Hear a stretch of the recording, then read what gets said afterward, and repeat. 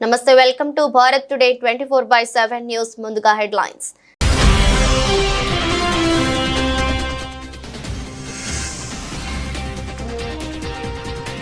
Engineering medical విద్యను తమిళంలో బోధించండి CM Stalin కు అమిత్ షా కౌంటర్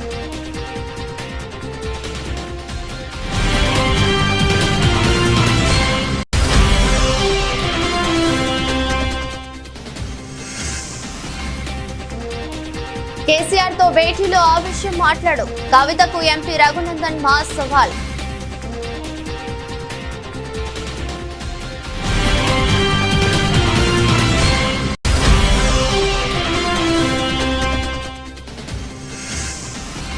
రాబోయే డిఎస్సీలో కర్నూలుకు ఎక్కువ మంది ఉపాధ్యాయులు రాబోతున్నారు అసెంబ్లీ వేదికగా మంత్రి నారా లోకేష్ వెల్లడి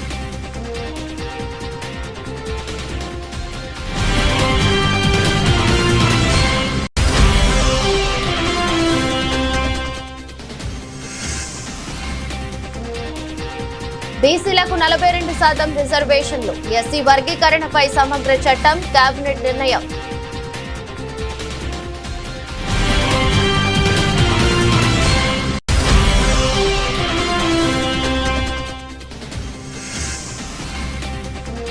కూటమి గెలుపు మూన్నాల ముచ్చటే టీడీపీ జనసేనలపై మాజీ మంత్రి అంబటి రాంబాబు విమర్శలు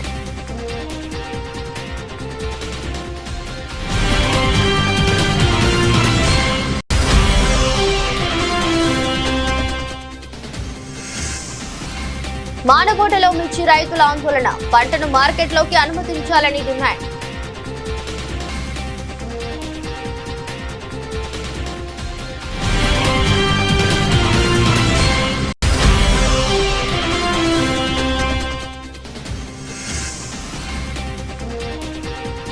ఆకాశంలో పేలిపోయిన స్పేస్ ఎక్స్ రాకెట్ టెక్సాస్ లోని బోకా చికా వేదికగా స్టార్ షిప్ మెగా రాకెట్ ప్రయోగం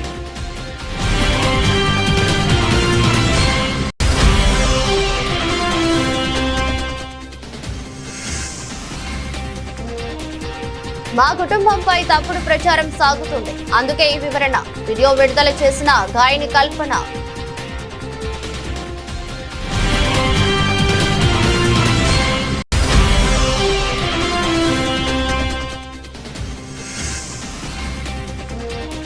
$22,500 స్థాయిని దాటిన నిఫ్టీ వరుసగా రెండో రోజు లాభాలు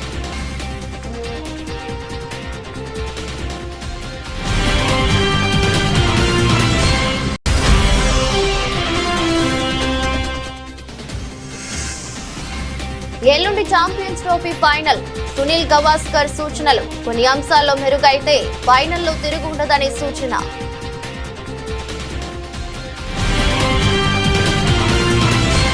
ఇంజనీరింగ్ వైద్య విద్యను తమిళ భాషలో బోధించాలని తమిళనాడు సీఎం స్టాలిన్ ను కేంద్ర హోంశాఖ మంత్రి అమిత్ షా కోరారు హిందీ భాషను వ్యతిరేకిస్తూ స్టాలిన్ చేస్తున్న వ్యాఖ్యలకు కౌంటర్ గా అమిత్ షా తన అభిప్రాయాన్ని వ్యక్తం చేశారు మోదీ నేతృత్వంలోని కేంద్ర ప్రభుత్వం స్థానిక భాషల్లో పరీక్షలు రాసే వీలు కల్పించిందని ఇప్పుడు సిఐఎస్ఎఫ్ పరీక్షను తమిళంలోనూ రాయవచ్చు అని మంత్రి పేర్కొన్నారు తమిళనాడులోని రాణిపేటలో జరిగిన 56వ సిఐఎస్ఎఫ్ రైజింగ్ డే ఈవెంట్ లో పాల్గొని ఆయన మాట్లాడారు తమిళ విద్యార్థుల లబ్ధి కోసం ఇంజనీరింగ్ మెడికల్ విద్యను తమిళంలో బోధించాలని సీఎం స్టాలిన్ ను కోరుతున్నట్లు అమిత్ షా తెలిపారు భారతీయ సంస్కృతిని బలోపేతం చేయడంలో తమిళనాడు కీలక పాత్ర పోషించిందన్నారు పరిపాలనా సంస్కరణలైన ఆధ్యాత్మిక చింతన అయినా విద్య అయినా దేశ సమగ్రత ఐక్యత అయినా తమిళనాడు పాత్రను విస్మరించలేమన్నారు मैं आज तमिलनाडु की इस धरती से देश के भाषा भाषी भाषाओं में पढ़ने वाले हर युवा को एक बात जरूर बताना चाहता हूं अब तक सीएपीएफ की भर्ती में आपकी मातृभाषा का स्थान नहीं था आप बंगाली में सीएपीएफ की परीक्षा नहीं दे सकते थे आप कन्नड़ में नहीं दे सकते थे आप तमिल में भी नहीं दे सकते थे नरेंद्र मोदी जी ने निर्णय किया कि सभी 8वीं सूची की अनुसूची की भाषाओं में अब हमारे युवा परीक्षा दे पाएंगे तमिलनाडु के युवा भी अब तमिल में परीक्षा दे पाएंगे इस मौके पर मैं तमिलनाडु की धरती पर आया हूं तो तमिलनाडु के मुख्यमंत्री को भी आग्रह करना चाहूंगा कि कई राज्यों ने पहल की है मेडिकल की शिक्षा और इंजीनियरिंग की शिक्षा में स्थानीय भाषा में अभ्यासक्रम बनाए गए हैं। मेरा आग्रह है तमिलनाडु के मुख्यमंत्री को कि तमिलनाडु में भी तमिल भाषा में मेडिकल और इंजीनियरिंग का एजुकेशन शुरू किया जाए, शीघ्र किया जाए। और मैं मानता हूं इससे न केवल अपनी मातृभाषा मजबूत होगी और तमिल माध्यम में पढ़े हुए बच्चों को आगे पर समान अवसर मिलेंगे। मैं आशा करता हूं कि वो जल्दी ही इस पर कुछ कदम उठाएंगे। मैं 2 साल से कह चुका हूं, पर अभी तक कोई परिणाम नहीं मिला है। मुझे आशा है कि आज वो जरूर कुछ पहल करे। బీసీలకు అన్యాయం జరిగిందని బీఆర్ఎస్ ఎమ్మెల్సీ కవిత మాట్లాడుతుంటే దయ్యాలు వేదాలు వల్లించినట్లుగా ఉందని మెదక్ ఎంపీ రఘునందన్ రావు విమర్శలు చేశారు. గజ్వేల్ పట్టణంలో ఇవాళ మెదక్ ఎంపీ రఘునందన్ రావు మీడియా సమావేశం ఏర్పాటు చేశారు. ఈ సందర్భంగా ఎంపీ రఘునందన్ రావు మాట్లాడారు. కవితకు బీసీలపై చిత్తశుద్ధి ఉంటే కేసీఆర్ తో మాట్లాడి పార్టీ ప్రెసిడెంట్ పదవి బీసీకి ఇప్పించాలని సవాల్ విసిరారు. శాసనసభలో పార్టీ ప్రతిపక్ష నాయకుడిని బీసీ నేతకు ఇవ్వండి, శాసన మండలిలో కూడా మరో బీసీ నేతకు ఇవ్వాలని ఛాలెంజ్ చేశారు. ఇచ్చిన 4 మంత్రి పదవులు బీసీలకు ఎందుకు ఇవ్వరని ఎంపీ రఘునందన్ రావు ప్రశ్నించారు. ఈటెల రాజేందర్ బీఆర్ఎస్ లో ఉన్నప్పుడు బీసీలో పెద్ద సామాజిక వర్గానికి చెందిన ఈటెలను మధ్యలోనే మంత్రి పదవి నుంచి ఎందుకు తీసేశారని ఎంపీ రఘునందన్ రావు నిలదీశారు. కేసీఆర్ కుటుంబానికి పదవులు కావాలి, మరి బీసీలకు పదవులు ఎప్పుడు ఇస్తారని ప్రశ్నల వర్షం కురిపించారు. ఈ రోజు ఫామ్ హౌస్ చర్చలో కేసీఆర్ తో తాను చెప్పిన విషయంపై కవిత మాట్లాడాలని సవాల్ విసిరారు. ఢిల్లీ ముఖ్యమంత్రి అవకాశం వస్తే బీజేపీలో ఒక మహిళకు ఇచ్చామని గుర్తు చేశారు. మొదటి 5 ఏళ్ల బీఆర్ఎస్ పాలనలో ఒక మహిళకు కూడా మంత్రి పదవి ఇవ్వలేని ఒకే ఒక కేబినెట్ ఈ దేశంలో ఏదైనా ఉంటే అది కేసీఆర్ కేబినెట్ అని విమర్శించారు. బీజేపీని విమర్శించే ముందుగా బీఆర్ఎస్ చేసిన తప్పులు సరిదిద్దుకోవాలని చెప్పారు. బీజేపీ వైపు వేలెత్తి చూపించే బదులు ముందుగా బీఆర్ఎస్ నేతలు తప్పులు సరిదిద్దుకోవాలని మెదక్ ఎంపీ రఘునందన్ రావు హితవు పలికారు. టీచర్స్ ఎమ్మెల్సీ ఎన్నికలలో చాలా మంది టీఆర్ఎస్ ఎమ్మెల్యేలు ఉన్నప్పటికీ కూడా పోటీ చేయడానికి ధైర్యం చేయక టీఆర్ఎస్ కు ప్రజలు బీఆర్ఎస్ ఇచ్చిందని ఫామ్ హౌస్ కి పరిమితమైన వాళ్ళు లేదా మళ్ళీ మీటింగ్ పెడుతుర్రంట. మీటింగ్ పెట్టి ఎవరిని ఎమ్మెల్సీ చేయాలని చూస్తారంట. వాళ్ళ బిడ్డ మాట్లాడుతుంది బీసీలకు బీజేపీ అన్యాయం చేసిందని. తల్లి మేము 2 ఎమ్మెల్సీలు ఇస్తే 2 ఎమ్మెల్సీలు గెలిస్తే ఒకటి బీసీ గెలిచినాం, ఒకటి ఓసీ గెలిచినాం. దాదాపు జనాభాలో సగం ఉన్నటువంటి బీసీలని సముచితంగా గౌరవించేటువంటి పార్టీ భారతీయ జనతా పార్టీ. అమ్మ కవితమ్మ, నీకు చిత్తశుద్ధి ఉంటే మీ నాయనతో మాట్లాడి పార్టీ ప్రెసిడెంట్ మీ నాయన అగ్రకులం కాబట్టి వర్కింగ్ ప్రెసిడెంట్ను ఒక బీసీకి ఇయ్యండి. శాసనసభలో పార్టీ ప్రతిపక్ష నాయకుడు ఒక బీసీకి ఇయ్యండి. శాసన మండలిలో ఒక ప్రతిపక్ష నాయకుడు అవకాశం ఉంది, ఇంకొక బీసీకి ఇయ్యండి. చేసేటప్పుడేమో చెయ్యరు, ఇచ్చేటప్పుడేమో ఇయ్యరు. ఇచ్చిన ఈ 4 ఇయ్యరు బీసీలకు మీరు మంత్రి పదవులు. నడిమిట్లోనే ఈటల రాజేందర్ అనేటువంటి ఒక బీసీ తెలంగాణలో పెద్ద సామాజిక వర్గం అని చెప్పిన సామాజిక వర్గానికి మంత్రి పదవి వీకేసింది టీఆర్ఎస్ పార్టీ. ఇవాళ కవితమ్మ వచ్చి బీసీలకు అన్యాయం చేస్తున్నారని మాట్లాడితే దయ్యాలు వేదాలు వాళ్ళు ఇచ్చినట్లున్నాయి. కవిత గారు ఇంకొకటి కాదు, నీకు పదవి కావాలి, మీ బావకు పదవి కావాలి, మీ అన్నకు పదవి కావాలి, మీ నాయనకు పదవి కావాలి. మరి ఇక బీసీలకు పదవి ఎప్పుడు ఇస్తారు కవితమ్మ అనేది ఒక్కసారి ఇలా ఫామ్ హౌస్ చర్చలో నువ్వు మాట్లాడు. మీ నాయనతోటి చెప్పు, అర్జెంటుగా వర్కింగ్ ప్రెసిడెంట్ పదవిని ఒక బీసీకి ఇవ్వమని చెప్పు. శాసనసభలో బీసీకి ఇవ్వకపోతే మహిళకి ఇయ్యండి. మేము మొన్న ఢిల్లీ ముఖ్యమంత్రి మాకు అవకాశం వస్తే ఒక మహిళకి ఇచ్చినాం. రేపు మహిళా దినోత్సవం వస్తుంది, మహిళల్ని గౌరవించమని చెప్పు మీ నాయనని. మొదటి 5 సంవత్సరాలు ఒక్క మహిళకు కూడా మంత్రి పదవి ఇవ్వకుండా ఒకే ఒక క్యాబినెట్ ఈ దేశంలో ఏంటంటే అది చంద్రశేఖరరావు గారి క్యాబినెట్. అందుకని బీజేపీని విమర్శించే కంటే ముందు మీ ఈపు మీ కనబడతలే చెల్లె జర ఎవరైనా వెనకాలని చేసి చెప్పుమని మీ తప్పులు మీరు సరిదిద్దుకోండి. మా వైపు వేలెత్తి చూపే బదులు మిమ్మల్ని మీరు సంస్కరించుకోండి అని చెప్పి ఈ సందర్భంగా సోదరి కవితకి టీఆర్ఎస్ పెద్దలకి తెలియజేస్తారు. థ్యాంక్ యూ అనండి. కర్నూలు జిల్లాలో మారుమూల ప్రాంతాలకు కూడా సాగు తాగునీరు అందించడమే తమ లక్ష్యమని మంత్రి నారా లోకేష్ స్పష్టం చేశారు. ఈ విషయమై ఉప ముఖ్యమంత్రి పవన్ కళ్యాణ్ తో 2 సార్లు చర్చించినట్లు అసెంబ్లీ వేదికగా చెప్పారు. స్థూల నమోదు నిష్పత్తి, అక్షరాస్యతతో కర్నూలు వెనుకబడి ఉందనేది ఎవరూ కాదనలేని వాస్తవమని ఆయన అన్నారు. అందుకే రాబోయే డిఎస్సీలో కర్నూలుకు ఎక్కువ మంది ఉపాధ్యాయులు రాబోతున్నారని తెలిపారు. గ్రాస్ ఎన్రోల్మెంట్ రేషియో కానీ, లిటరసీ రేట్ కానీ, డ్రాప్ అవుట్ కూడా చూస్తే అన్నిట్లో కర్నూలు పార్లమెంట్ వెనుకబడి ఉంది. అది వాస్తవం, దాంట్లో ఎలాంటి సందేహం లేదు. అందుకే మీరు ఈసారి చూస్తే డిఎస్సి లో రిక్రూట్మెంట్ లో పెద్ద ఎత్తున కర్నూలుకే ఉపాధ్యాయులు రాబోతున్నారు అధ్యక్ష. చాలా సీరియస్ గా తీసుకుంటున్నాను. అపార్ ఐడి అని కేంద్ర ప్రభుత్వం ఇప్పుడు స్లోగా మ్యాండేట్ చేస్తున్నారు. అంటే పిల్లలకి జీవితాంతం ఒక ఐడి వచ్చేస్తుంది, ఆధార్ కి ఇంటిగ్రేట్ చేసి ఒక ఐడి వస్తుంది. సో కేజీ నుంచి పీజీ వరకు అదే ఐడి వాళ్ళతో ట్రావెల్ అవుతుంది. మేము మాట్లాడుకుంది ఏంటంటే అపార్ ఐడి ద్వారా మేము ట్రాక్ చేద్దాం. ఒక కంట్రోల్ రూమ్ పెట్టి ట్రాక్ చేసి పిల్లలు ఎక్కడున్నారు, ఒక వారం పాఠశాలకు రాకపోతే ఎందుకు రావట్లేదు, ఎక్కడికి వెళ్ళారు ఈ పిల్లలు అనేది ఇప్పటి నుంచి ట్రాక్ చేద్దాం. ఐటీ ఇన్ఫ్రాస్ట్రక్చర్ మొత్తం మేము తయారు చేస్తున్నాం. ఎడ్యుకేషన్ పైన ఎటుకో షార్ట్ డిస్కషన్ ఇన్ డీటెయిల్ వెళ్ళిపోతే ట్రాక్ చేసి ఒక్కరు కూడా డ్రాప్ అవుట్ అవ్వకూడదు. రెండు విషయాలు, ఒకటి మీరు అన్నట్టు హాస్టల్ చాలా లిబరల్ గా వాడేసాం. మీరు ప్రశ్న అడిగారు, లిబరల్ గా చెప్పారు. మీరు అన్నట్టు బ్రేక్ఫాస్ట్, లంచ్, డిన్నర్ ఇక్కడ హాస్టల్ వసతులు లేవు, వాస్తవం, అందరు తెలిసిన విషయం. కానీ మేము ఆలోచించే రెండు విషయాలు. ఒకటి, ఇప్పుడున్న సంక్షేమ హాస్టల్స్ ఎట్లా బలోపేతం చేయాలి. ఒక భాగం అయితే వలసలుగా వెళ్తారు అధ్యక్ష. ప్రధానంగా వాళ్ళందరూ మిర్చి సమయంలో ఇక్కడికి వచ్చి గుంటూరులో ఎక్కువ శాతం మంది ఇక్కడ ఉంటారు. సో వాళ్ళు ఇక్కడికి వచ్చినప్పుడు ఇక్కడ అడ్మిషన్స్ ఇవ్వచ్చా, దానికి విధి విధానాలు ఏంటి అంటే వచ్చేది ఒక 4 నెలలు 5 నెలలకి ఇక్కడ అడ్మిషన్స్ ఇచ్చి వాళ్ళ పిల్లలకి చదువు ఇక్కడ కొనసాగించచ్చా. ఎందుకంటే అక్కడ స్కూల్ కిట్ ఎటువ ఇస్తాం కనుక ఇక్కడ చేయొచ్చు. ఆ ట్రాకింగ్ కూడా ఇప్పుడు మొదలు పెడదాం. అది ఒక భాగం. అంటే ఒక పక్కన హాస్టల్స్, ఇంకో పక్కన ఈ ట్రాకింగ్ రెండు ఉంటేనే డ్రాప్ అవుట్ రేట్ తగ్గుతుంది. దాంట్లో ఎలాంటి సందేహం లేదు. బీసీలకు స్థానిక సంస్థల్లో 42% రిజర్వేషన్ల అమలుపై అసెంబ్లీలో తీర్మానం చేయాలని రాష్ట్ర మంత్రివర్గం నిర్ణయించింది. ఎస్సీల వర్గీకరణపై ముసాయిదా బిల్లుకు ఆమోదం తెలిపింది. ముఖ్యమంత్రి రేవంత్ రెడ్డి అధ్యక్షతన గురువారం సచివాలయంలో జరిగిన రాష్ట్ర మంత్రివర్గ సమావేశంలో పలు కీలక నిర్ణయాలు తీసుకున్నారు. కేబినెట్ నిర్ణయాలను మంత్రులు పొంగులేటి శ్రీనివాసరెడ్డి, పొన్నం ప్రభాకర్ మీడియాకు వెల్లడించారు. బీసీలకు స్థానిక సంస్థల ఎన్నికలతో పాటు విద్యా ఉద్యోగాల్లో 42% రిజర్వేషన్ల అమలుకు 2 వేర్వేరు తీర్మానాలు ప్రవేశపెట్టి అసెంబ్లీలో ఆమోదిస్తామని మంత్రి పొన్నం ప్రభాకర్ తెలిపారు. ఇక ఎస్సీ వర్గీకరణపై చట్టం చేసేందుకు సిద్ధంగా ఉన్నామని మంత్రి పొంగులేటి తెలిపారు. భవిష్యత్తులో ఎలాంటి న్యాయపరమైన చిక్కులు రాకుండా రాబోయే అసెంబ్లీలో చట్టం తేవాలని నిర్ణయించామని, ఆ మేరకు ముసాయిదా బిల్లుకు ఆమోదం తెలిపామని అన్నారు. పార్లమెంట్ నియోజకవర్గాల పునర్విభజనపై deputy CM Bhatti Vikramarka, Congress senior నేత జానారెడ్డి ఆధ్వర్యంలో అఖిలపక్ష సమావేశాన్ని నిర్వహిస్తామని, సమావేశ నిర్ణయాలను కేంద్రానికి నివేదించాలని నిర్ణయించామని చెప్పారు. తెలంగాణ రాష్ట్ర ప్రభుత్వం బీసీ రిజర్వేషన్లకు సంబంధించి జరిపిన కుల సర్వే, దాని తర్వాత బలహీన వర్గాలకు సంబంధించిన మేధావులు సంఘాల ద్వారా మిస్ అయిన వారికి సంబంధించి మరొకసారి అవకాశం ఇవ్వమని అడిగిన దాని దృష్ట్యా 3 పద్ధతుల్లో అవకాశం ఇచ్చి తేదీ ముగిసిన తర్వాత ఈరోజు మళ్ళీ క్యాబినెట్లో ఇందుకు సంబంధించిన అంశం మీద చర్చ చేసి రాబోయే శాసనసభ సమావేశాల్లో బీసీల రిజర్వేషన్కు సంబంధించి 42% పెంచే ముసాయిదా చట్టాన్ని ఈరోజు బిల్లును కేబినెట్ ఆమోదించింది.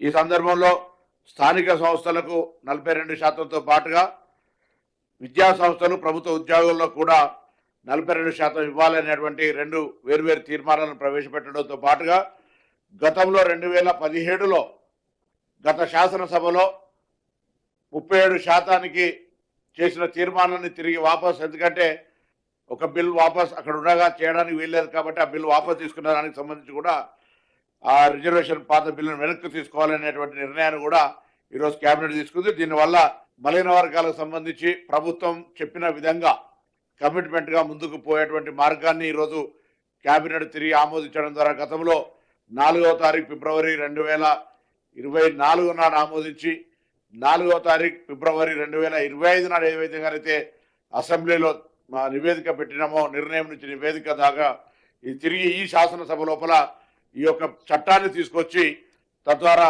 31C కానీ రాజ్యాంగంలో ఉన్నటువంటి అనేక ప్రొవిజన్స్ ప్రకారంగా ఇది అమలు చేయడానికి తెలంగాణ రాష్ట్ర ప్రభుత్వం చిత్తశుద్ధితో ప్రయత్నం చేస్తుంది. ఇందుకు సంబంధించి అందరూ కూడా సహకరించాలని ఈ సందర్భంగా విజ్ఞప్తి చేస్తారు. ఇచ్చిన వాగ్దానాలు నిలబెట్టుకోలేని దౌర్భాగ్య స్థితిలో కూటమి ప్రభుత్వం ఉందని గుంటూరు జిల్లా వైఎస్ఆర్సీపీ అధ్యక్షులు మాజీ మంత్రి అంబటి రాంబాబు అన్నారు. చంద్రబాబు మోదీతో కలిస్తే తప్ప గెలవలేని పవన్ కళ్యాణ్ జగన్ గారి మీద మాట్లాడుతున్నాడని విమర్శించారు. కూటమి గెలుపు మున్నాలు ముచ్చటే అంటూ ఎద్దేవా చేశారు. మేము దూషిస్తే మాత్రం ఏం అనుకోమాకండి. జనసేన నాయకులకి, జనసేన కార్యకర్తలకి, పవన్ కళ్యాణ్ గారికి, మళ్ళీ కొత్తగా వచ్చిన ఎమ్మెల్సీ గారికి చెబుతున్నా, మీరు దూషిస్తేనో మీరు విమర్శిస్తేనో మేము ఓర్పుగా ఉండాలి. మేము ఏదన్నా మాట్లాడితే మాత్రం ఏటి ఊరుకొని చెప్పులు తీస్తాం, పంచలు లాగుతాం, సన్నాసులు, ఎదవలు, సుంటలు అని మాట్లాడమాకండి. మీరు కాస్త ఓర్పుగా వినండి. మీరు రాబోయే కాలంలో ఏ రకమైన దుస్థితికి మీరు చేరబోతున్నారో నేను చాలా స్పష్టంగా చెప్పదలుచుకున్నా. అయ్యా లోకేష్ గారు, అయ్యా పవన్ కళ్యాణ్ గారు, ఇచ్చిన వాగ్దానాలను నిలబెట్టుకోలేని దౌర్భాగ్యమైన పరిస్థితుల్లో ఉండి ఇవాళ జగన్మోహన్ రెడ్డి గారి మీద బురద జల్లే కార్యక్రమం. ఎస్, జగన్మోహన్ రెడ్డి గారు అన్నమాట వాస్తవం.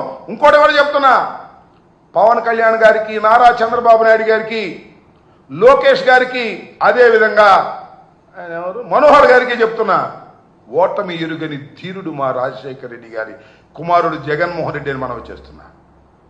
3 సార్లు పార్లమెంటు సభ్యుడిగా 3 సార్లు శాసనసభ్యుడిగా గెలుపొందాడు. 2 సార్లు పార్లమెంటు సభ్యుడిగా గెలుపొందినటువంటి వ్యక్తి జగన్మోహన్ రెడ్డి గారు.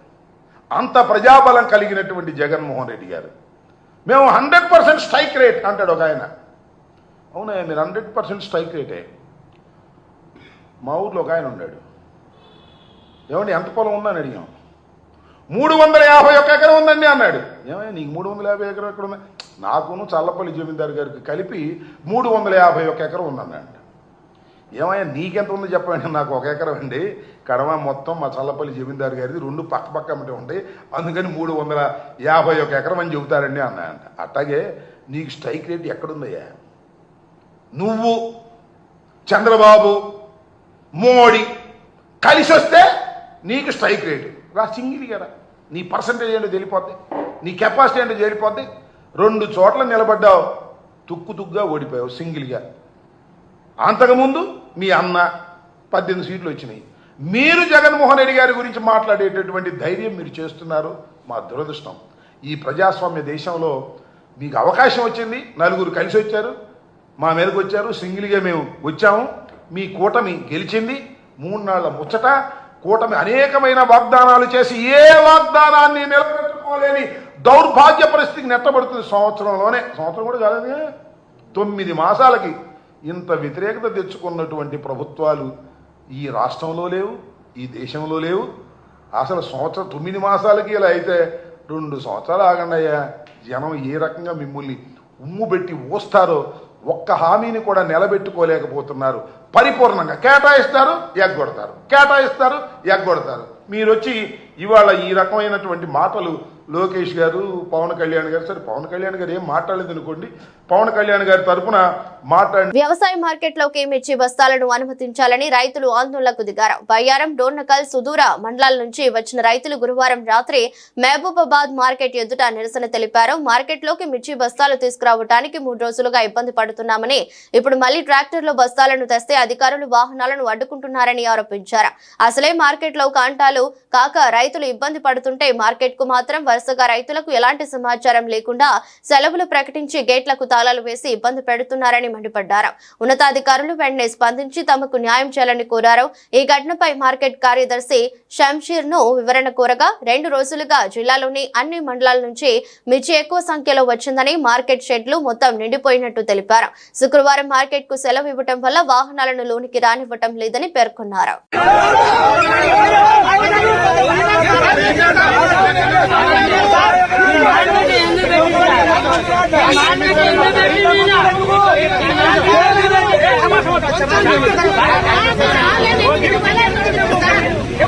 ప్రపంచ బిలియనీర్ ఎలాన్ మస్క్ కు చెందిన స్పేస్ ఎక్స్ ప్రయోగించిన స్టార్షిప్ మెగా రాకెట్ అంతరిక్షంలో పేలిపోయింది. ప్రయోగం విజయవంతమైన ఆ తర్వాత ఒక్కసారిగా పేలిపోయి చెల్లాచెదురైంది.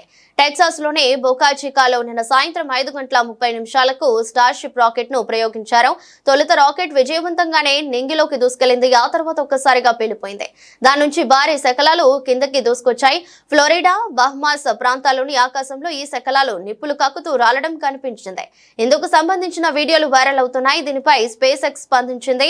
వీటి నుంచి పాఠాలు నేర్చుకుంటామని తెలిపింది. కాగా స్పేస్ ఎక్స్ జనవరిలో నిర్వహించిన పునర్వినియోగ భారీ రాకెట్ స్టార్షిప్ ప్రయోగం కూడా విఫలమైంది. సాంకేతిక కారణాల వల్లే ఇలా జరిగినట్టు అప్పట్లో స్పేస్ ఎక్స్ ప్రకటించింది.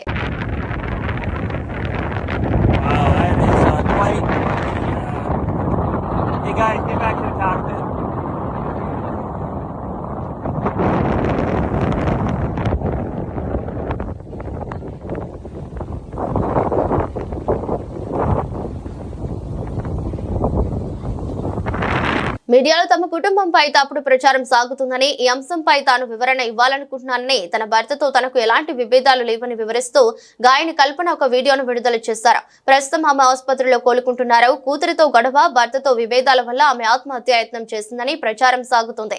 అయితే అధిక మోతాదులో నిద్ర మాత్రలను తీసుకోవడం వల్లే అపస్మారక స్థితిలోకి వెళ్లినట్లు కల్పన కుటుంబం వివరణ ఇచ్చింది. అయినప్పటికీ తప్పుడు ప్రచారం జరుగుతుందంటూ కల్పన ఒక వీడియోను విడుదల చేశారు. తమ కుటుంబంపై జరుగుతున్న తప్పు ప్రచారంపై వివరణ ఇవ్వాలనుకుంటున్నానని, తన భర్తపై తప్పుడు ప్రచారాన్ని ఆపివేయాలని ఆమె అందులో కోరారు. ఒత్తిడి కారణంగానే నిద్ర పట్టలేదని, అధిక మోతాదులో నిద్ర మాత్రలు వేసుకున్నట్లు వెల్లడించారు. తన కుటుంబం చాలా సంతోషంగా జీవిస్తుందని, తన భర్త సహకారం వల్లే ఎన్నో చేయగలుగుతున్నానని ఆమె తెలిపారు. తనకు వృత్తిపరమైన ఒత్తిడి కారణంగా నిద్ర సరిగ్గా పట్టడం లేదని తెలిపారు. అందుకోసం చికిత్స తీసుకుంటున్నానని, వైద్యులు సూచించిన ప్రిస్క్రిప్షన్ లోని టాబ్లెట్లను అధిక మోతాదులో తీసుకున్నానని తెలిపారు. అందువల్లే స్పృహ తప్పి పడిపోయినట్లు చెప్పారు. తన భర్త సరైన సమయంలో స్పందించారని, అలాగే తమ కాలనీ వాసులు పోలీసుల సహకారంతో ఇప్పుడు కోలుకుంటున్నానని పేర్కొన్నారు. త్వరలో పాటలతో మళ్లీ అందరినీ అలరిస్తానని తెలిపారు. తన జీవితంలో తనకు తన భర్త అతిపెద్ద బహుమతి అని, ఆయన సహకారం వల్లే నచ్చిన రంగాల్లో రాణిస్తున్నానని తెలిపారు. కాబట్టి తప్పుడు ప్రచారం చేయవద్దని విజ్ఞప్తి చేశారు. తన ఆరోగ్యం గురించి చాలా మంది వాకబు చేస్తున్నారని, వారందరికీ ధన్యవాదాలని ఆమె వీడియోలో పేర్కొన్నారు. నమస్కారం, నేను మీ కల్పన రాఘవేందర్ని. న్యూస్లో, మీడియాలో నా గురించి, నా భర్త గురించి ఒక తప్పైన ఒక విషయం సర్క్యులేట్ అవుతుంది. దాని మీద ఒక క్లారిటీ ఇవ్వడానికి ఈ వీడియో నేను చేస్తున్నానండి. First of all I have to say I'm 45 years old. ఈ ఏజ్లో నేను పిహెచ్డి చేస్తున్నాను, ఎల్ఎల్బి చదువుకుంటున్నాను. అన్ని మా హస్బెండ్ ఎంకరేజ్మెంట్ వల్ల. సో చాలా విషయాలు చేస్తున్నాను. And for today's musical industry I'm trying to update my self. I'm trying to do different kinds of concerts. ఇవి అన్ని స్ట్రెస్ వల్ల నాకు అసలు నిద్ర పడట్లేదు. చాలా సంవత్సరాలు నిద్ర రాకుండా కష్టపడుతున్నాను. సో డాక్టర్ దగ్గర ఇన్సోమ్నియా ఇష్యూస్ కి ట్రీట్మెంట్ తీసుకునేటప్పుడు నాకు కొన్ని ప్రిస్క్రిప్షన్ ఇచ్చారు.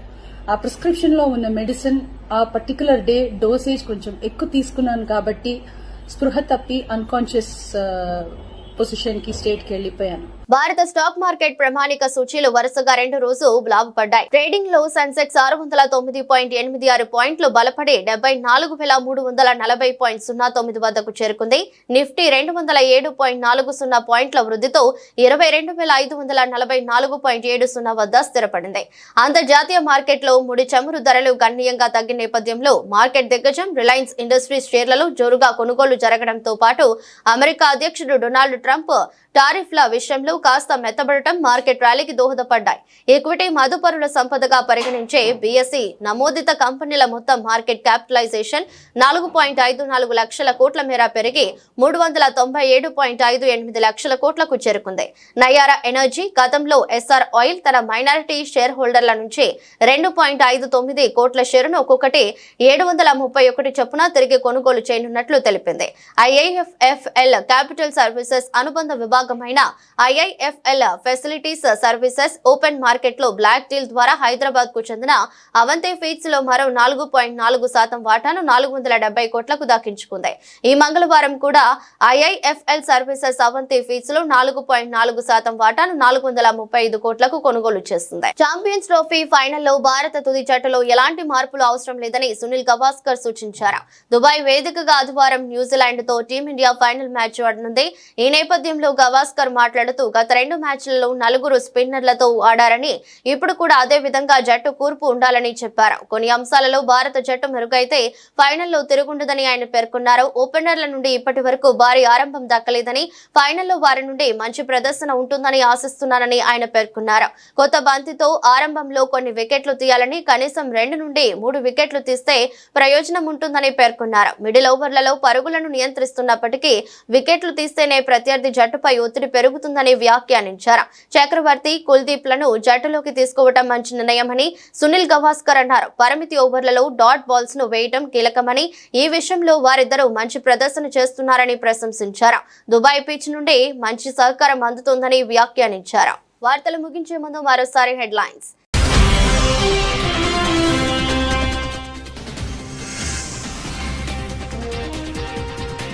ఇంజనీరింగ్, మెడికల్ విద్యను తమిళంలో బోధించండి. సీఎం స్టాలిన్ కు అమిత్ షా కౌంటర్.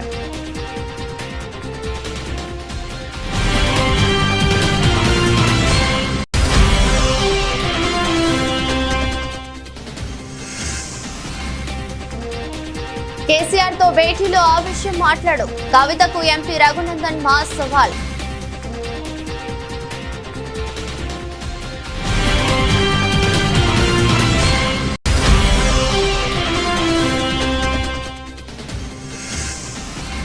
రాబోయే డిఎస్సీలో కర్నూలుకు ఎక్కువ మంది ఉపాధ్యాయులు రాబోతున్నారు. అసెంబ్లీ వేదికగా మంత్రి నారా లోకేష్ వెల్లడి.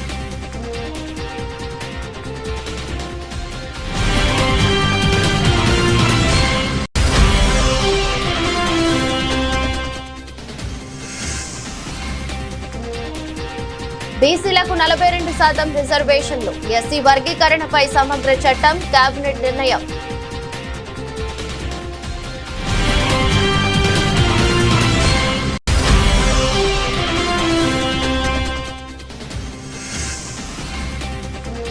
కూటమి గెలుపు మూన్నాల ముచ్చటే. టీడీపీ జనసేనలపై మాజీ మంత్రి అంబటి రాంబాబు విమర్శలు.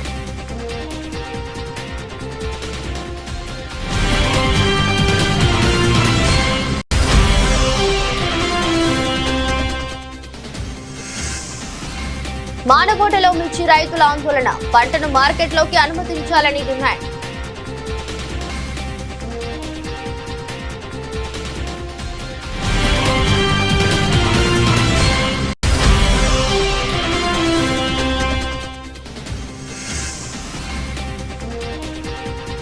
ఆకాశంలో పేలిపోయిన స్పేస్ ఎక్స్ రాకెట్. టెక్సాస్ లోని బోకా చికా వేదికగా స్టార్ షిప్ మెగా రాకెట్ ప్రయోగం.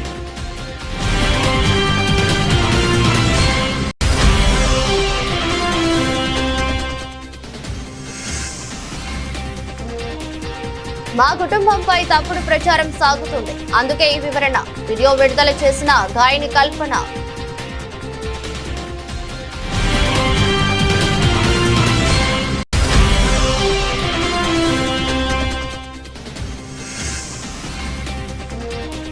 $22,500 స్థాయిని దాటిన నిఫ్టీ వరుసగా రెండో రోజు లాభాలు.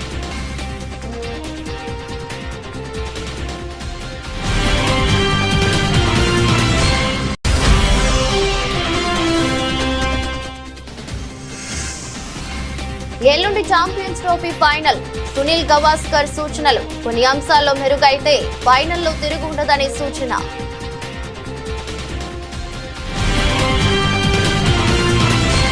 ఈ దృష్టి బులెటిన్ మరో బులెటిన్లో మళ్ళీ కలుద్దాం.